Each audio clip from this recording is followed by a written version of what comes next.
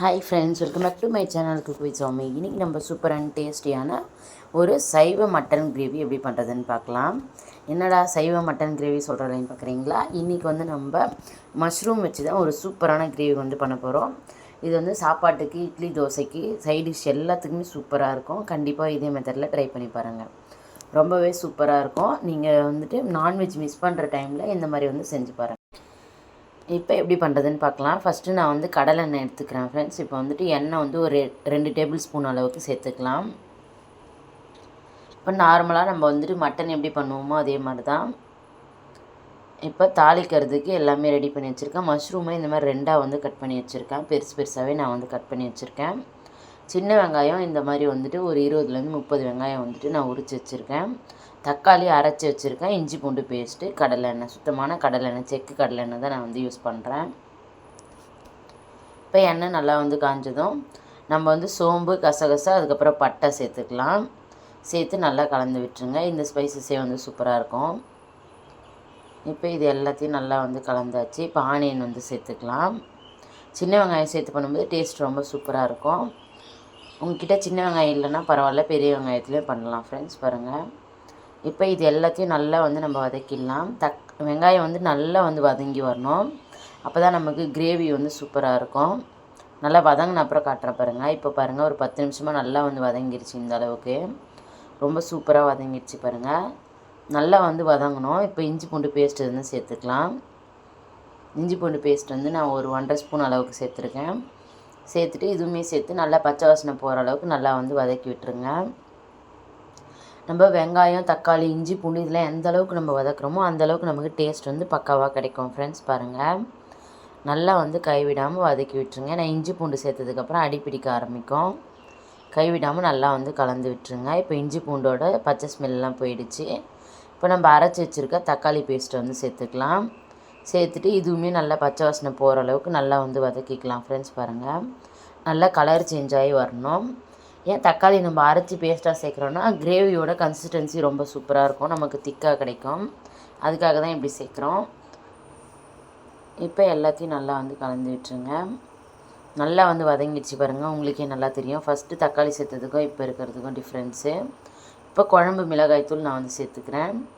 கொஞ்சமாக கரம் மசாலா சேர்த்துக்கிறேன். இப்போ எல்லாத்தையும் நல்லா கலந்து விட்டுடலாம். மசாலா எல்லாமே கரிஞ்சிடாமல் நல்லா வதக்கி விட்டுக்கோங்க. தேவையான அளவு உப்பு சேர்த்துக்கலாம். இந்த அளவுக்கு நல்லா வதங்கி வரணும் ஃப்ரெண்ட்ஸ். அப்போ தான் நமக்கு டேஸ்ட் ரொம்ப சூப்பராக நான்வெஜ் டேஸ்ட்டில் கிடைக்கும். இப்போ நல்லா வதக்கியாச்சு. இப்போ தேவையான அளவு தண்ணி சேர்த்துக்கலாம். தண்ணி சேர்த்துட்டு நல்லா கலந்து விட்டுருங்க. நல்ல கிரேவி இன்னுமே நல்லா பச்சை வாசனைலாம் போக நல்லா திக்காகி வரணும். இப்போ நல்லா கொதி வந்ததுக்கப்புறம் காட்டுற பாருங்கள். இப்போ பாருங்கள், நல்லா கொதி வந்துருச்சு. பார்த்திங்கன்னா உங்களுக்கே தெரியும். இப்போ நம்ம காளான் சேர்த்துக்கலாம். இந்த ஸ்டேஜில் தான் நம்ம காளான் சேர்க்கணும்.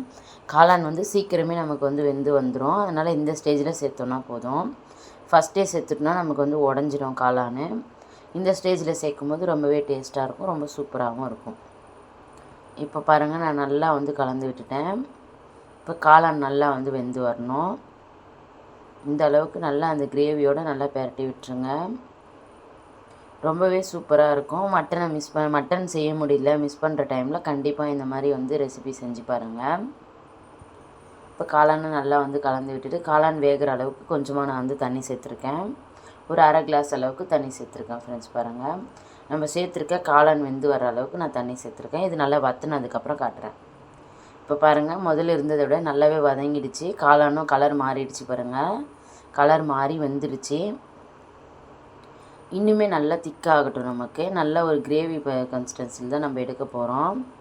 இப்போ தேங்காய் அரைச்சி வச்சுருக்கேன். இப்போ அதை நம்ம வடிகட்டி எடுத்துக்கலாம். நம்ம தேங்காய் பால் தான் சேர்க்க போகிறோம். தேங்காய் பால் சேர்த்து பண்ணும்போது ரொம்பவே கிரேவி ரொம்ப ஒரு திக்காகவும் இருக்கும், டேஸ்ட்டும் நமக்கு நல்லாயிருக்கும் ஃப்ரெண்ட்ஸ். பாருங்கள், இந்த மாதிரி நல்லா பிழிஞ்சிடுங்க. நல்ல கெட்டியான தேங்காய் பால் தான் நம்ம சேர்க்க போகிறோம்.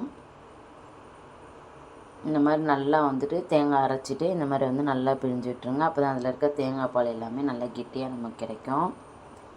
இப்போ தேங்காய் பால் சேர்த்துடலாம். தேங்காய் பால் சேர்த்து பண்ணும்போது டேஸ்ட்டு ரொம்பவே அருமையாக இருக்கும்.